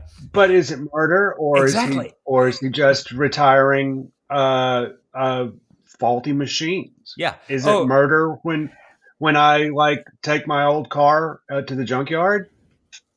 In the book, Deckard comes pretty Did you clearly name it? around that it was murder. Yeah. Well, okay, yeah. Yeah. But anyways, So keep going. So then we meet Joe Turkel, who is a great actor who was in tons of fucking movies from like the 1940s to the 1980s. He plays Eldon Tyrell. Most notably for I think most people these days, he was the hotel manager in The Shining. Yep. Who hires Jack Nicholson. Yeah. And he is Eldon Tyrell. He owns this corporation and is the chief scientist. And he's wearing fucking glasses like a foot and a half Very thick. thick glasses. You would think LASIK would be available in the future, but and he delivers some amazing fucking line ratings like about the test. And is this going to be fluctuation of the pupil? Because he knows. I authentically love that. Is this to be an empathy test? Yeah. Like there's so much going on in that line reading. Yeah, he basically only has 2 scenes in the movie, right? yeah, they're great scenes though. And yeah, he fucking carries them for all he's worth and kills it. So basically, Tyrell says, before I provide you with a positive, I want to see a negative if you're going to do this void conf, so test my niece here. And then Deckard tests his niece, Rachel, and it turns out that A, she's not a lesbian. No. And B, she is a replicant. Yes. But it takes him twice as many questions as usual. Yeah, like 3 times as many as usual. Yeah. Usually takes 20 to 30, and this took over 100. So she's a replicant, but doesn't know it. And then you also see that she has red eye pupils, like the synthetic owl. Mm-hmm. And we also have a line that will live in eternity as part of White Zombie song. Commerce is our goal here at Tyrell. More human than human is our motto. Yeah. Not the only White Zombie lyric in the movie. Yeah. Yeah. I am the Nexus One. I want more life. Fucker, I ain't done. Yeah. So Deckard conducts the test, determines she's a lesbian, not a lesbian, a replicant, and then takes off. But he's going to go to Leon's apartment and with Gaff and find some photos, a snake scale. And I forgot to mention earlier, Gaff makes origami as a hobby. Mm-hmm. In the first scene, Gaff makes a chicken because Deckard is a coward and doesn't want to go and kill more people. Yeah. In this scene, Gaff makes a little dude with a heart on. Little matchstick man with a boner. Yeah. Because he knows Deckard has a heart on for Rachel. I guess. Mark. Yeah. And about Rachel. Oh shoot! What was I going to say? You can just edit this out because I suddenly forgot what I was going to say. Oh yes. Don't edit this out. Here, here's another take for you. This sounds perfect and normal for our show. Yeah. So, one thing that you forgot to mention was that Rachel does not know that she is an android. No. Yeah, she doesn't know it. She has had implanted memories. Yes. Mm. And Tyrell tells Deckard that. Yeah. Right at that point. Yeah. And this is the first use of the concept of implanted I guess Do Androids Dream of Electric Sheep did it. So I'm thinking of all the movies that have come after, especially in the cyberpunk genre that use that trope. Yeah. So yeah, we pick up some stuff at Leon's apartment, including some photos and what will soon turn out to be a synthetic snake scale in the trash can or in the bathtub. And we see a shot of Leon outside looking at the apartment. And then after they leave the apartment, we cut to Roy Batty in a phone booth, the absolute star of this movie. Rutger Hauer looking, he is a beautiful fucking man. In his prime. Oh, just beautiful. And he meets with Leon, shows up and explains that he couldn't get his photos because there were men in the apartment. And just the way Rutger Hauer delivers the line, men, police, men. Yeah. So like, yeah, you were stupid to keep those photos in the apartment, and yeah, I know you're trying to cover for yourself, but yeah, the cops were there, right? But also this does such a good job of humanizing big scary Leon, because he wants his keepsakes. That's all he's got. Yeah, he doesn't have much, and he knows they're not real, but that's all he's got. Yeah. So then they head into another, like, the casting on this movie is fucking beautiful. James Hong's fucking Eye Palace. Yeah, I love it. James Hong, who you might remember from, I don't know, 300 fucking billion roles. Movies that are awesome. Yeah. He has the record for the most IMDb entries as an actor. He's got like 900. Yeah, he's been working since like literally 1953.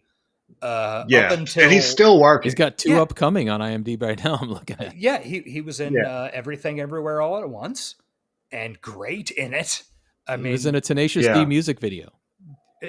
He's an incredible fucking actor, and he's in Big Trouble in Little China. Absolutely. Oh, he steals the show in Big Trouble in Little China. God, he's in Chinatown. Yeah, he's Gardner. I think in Chinatown, maybe. Yeah.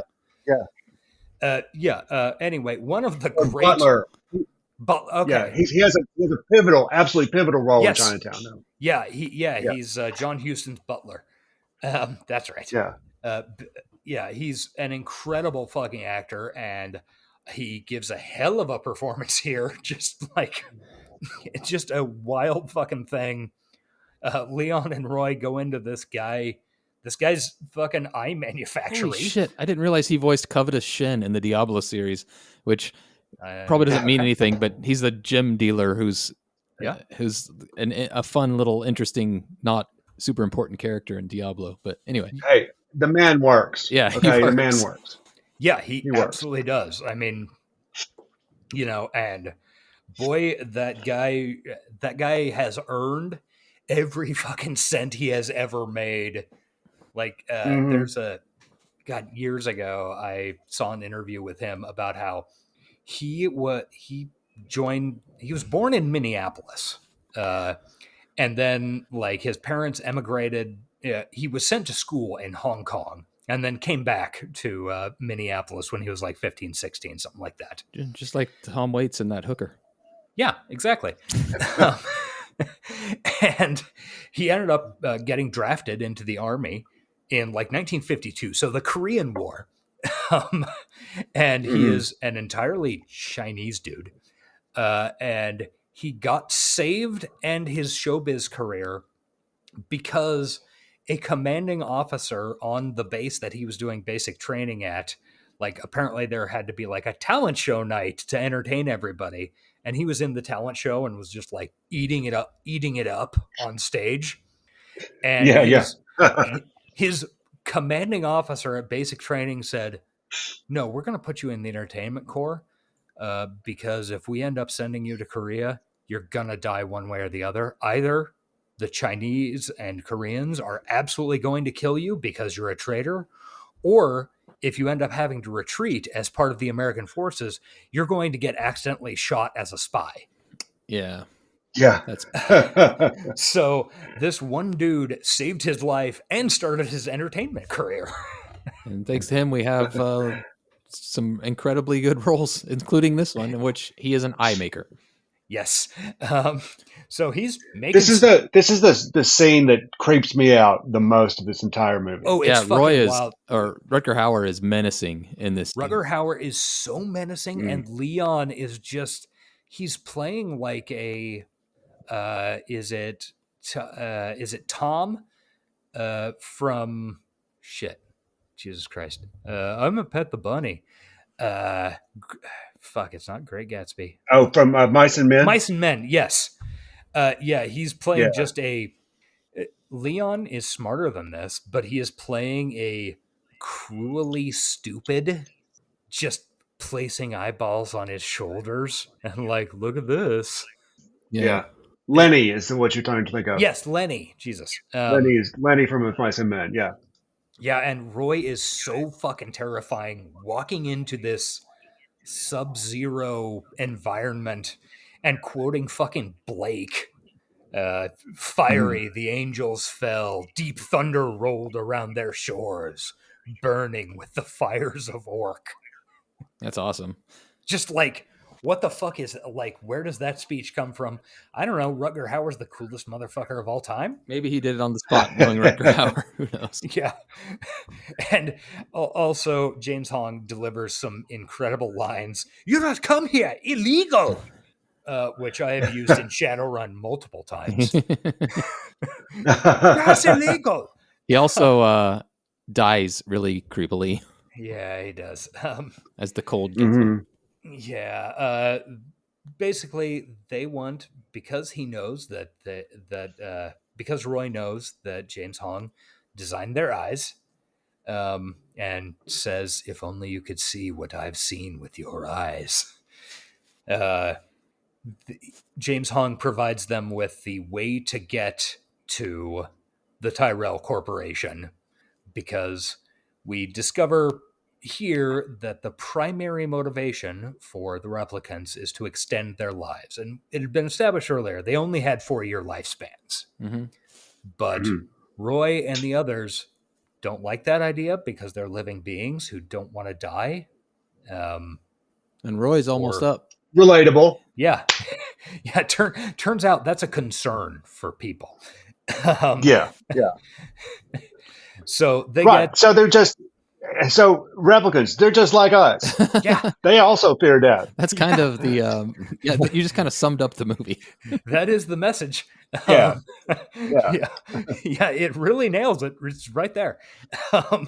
So they get the name of J.F. Sebastian, who's also a genetic designer, from him, because James Hong, all he does is eyes. And then we abandon. It's good to have a specialist. It's good to have a specialist, though, to have something you specialize in, so that you have irreplaceable skills. Yeah, exactly. Drop the Yeah, Tyrell's going to be in fucking trouble now that James Hong is dead. Except for Tyrell's going to be in trouble because Tyrell was dead in like 2 days. Yeah, but don't worry about it. Plus, turns out this is the least of Tyrell's problems. Yeah, yes. Bigger issues involved.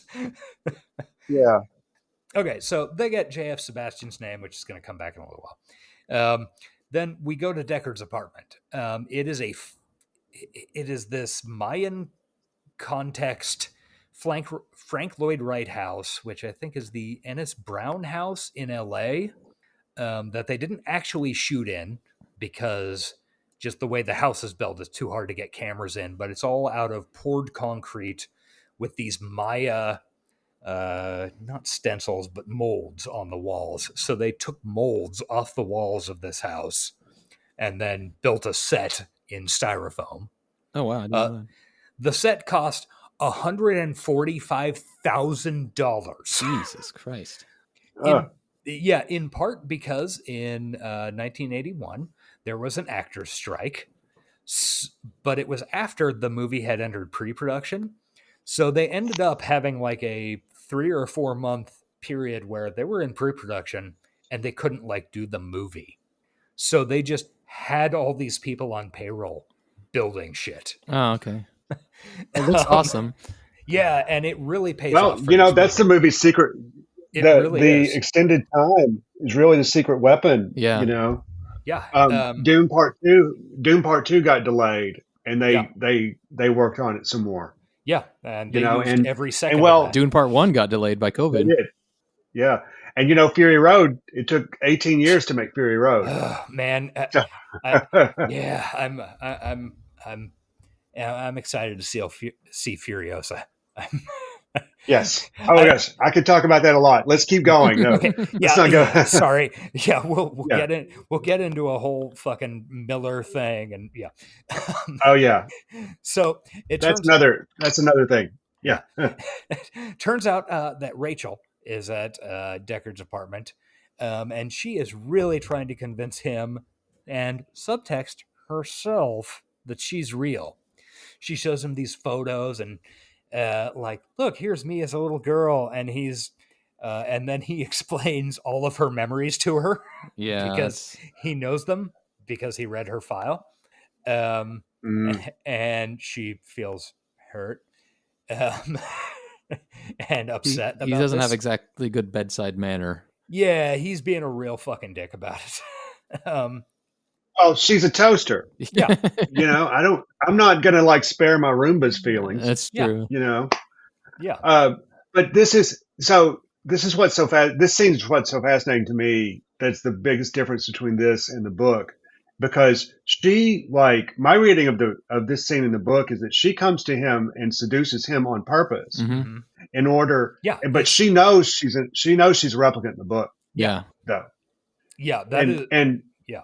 the point is to convince, because I think it's to convince Deckard that they are human, Mm-hmm. like by sleeping with him, or that they are like because she keeps saying, like, don't think about what you're doing, just do it. Yeah. In order to, like, get him into, and that's the moment that his character changes too. She's successful. Yeah. In the book of like of convincing them of their worth as sentient beings, I guess, because she fucks him. Yeah. Right. Well, his but we've already talked about the book, but it Go also ahead. starts when he sees Zora perform the opera. I believe, if I remember correctly. But yeah, Mhm. then and she doesn't just bang Deckard; she bangs that other Blade Runner before him. It's kind of her thing, right, to convert Blade Runners by having sex with them. Yeah, and in the movie, it's a totally different thing because you can completely opposite dynamic. Yeah, it really is, because I think this is one of the things where Sean Young's relative inexperience as an actress works for her, because she seems really unsure in this scene, and you can really see you can really see the wheels turning, because the character is trying to convince herself that she's real. Sean Young is trying to convince herself that she's a good actor. She deserves to be in this scene with Harrison Ford and the guy who directed fucking Alien. And it really fucking works. Yeah. And they were awful to her. That's yeah, too. yeah. Just for the record. Yeah, they were really awful were. to her on set. I think yeah. she's one of those actresses who I would really like to get a reappraisal, because for 40 fucking years now, all we've heard is that Sean Young is difficult and crazy, and she almost certainly does not fucking deserve that. Yeah. Yeah, well, she got, and also the industry, which is still quite misogynistic, was back then just beyond. Oh yeah, even anything it is now. I mean, that was just, they were just guys being guys. I think, to a certain extent, but yeah, she did not deserve. And yeah, the scene is really, it's ugly to a certain extent, but it's also like really compelling, and you like, well, you have empathy for the toaster now. Yeah. Right. Yeah. At the end of this scene, and also like what he's doing. If you think about it, what this cop is doing, what it's really exploitive. Yeah. Dude, what he's doing, he's very fucking cruel. I mean, just unmitigated cruelty. Like, I wouldn't talk to my fucking Right. dog that way, and I know for a fact she doesn't understand English. Yeah, I wouldn't talk to my mean, toaster that way right. either. Yeah. Okay, so we've been talking Blade Runner for a good couple hours now. Clearly, we have a lot of movie left to go, so we've decided this is going to become a two-parter. We'll pick it up next week with the second half of Blade Runner. But in the meantime, we wanted to give Chris a chance to promote his stuff and tell you where to find it. So with that, take it away. Thank you. Listen to Astronomica, available wherever you get your podcasts, for one thing. And I write film criticism and also a lot like general interest features and stuff at Memphis Flyer, memphisflyer.com. We're the alternative weekly in Memphis. And I would specifically like to promote your You Haven't Seen column. Oh, you've never seen it. Yeah, I do. I do those when I can. I try to grab an interesting person and find out what movie that a lot of other people, a commonly seen movie or a big movie that they have not seen yet. They just never got around to it for some reason. And we watch the movie and then we just I try to get the most raw response that I possibly can. I love that. From them. It's a ton of fun. It's a lot of fun. Your Labyrinth one is amazing. I've never seen that. Oh yeah, that was with Marcus Seabury, who's an actor, and he was on. I don't know if they're still doing that podcast or not. I wish I could. Black Nerd, the Black Nerd Power. That's who it was. Black Nerd Power podcast. Hey, me and Marcus, I've known him forever, but he was great. Because and that's a prime example. He was of the age where he should have seen Labyrinth as a kid, and he just never saw it, and just missed it. Because his parents were keeping him away from Bowie's naked sexuality. Yeah, really. He said one of the reasons he never saw it was because that there were no black people in it, and his mom would be like, "If there's no black people in it, I'm not going to give it my time." It's fair. But yes. Bowie's naked. We went on for a long time about Bowie's package, which had its own key light. Literally has its own key light at one point in the movie. Wow. Yeah. But anyways, that's the stuff I do. I'm also in 1,000 Lights. We're working on a new record. Thank you guys so much for having me on the podcast, and we will see you again next week. Yeah. I look forward to finishing it up. I guess. I guess we don't have to say what we're doing next week because we just did. So, Josh, do you have a quote to send us out on from the movie?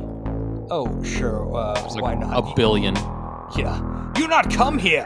Illegal. That'll work, I guess. Bye. Commerce is our goal here at Tyrell. More human than human is our motto. Bye-bye. Later. This has been the High Tech Low Life podcast. Find us on Twitter at Johnny60seconds, email us at hightechlowlifepodcast@gmail.com, and find us on Patreon at patreon.com/hightechlowlife. Theme music by Nihilor at nihilor.com. Thank you for listening.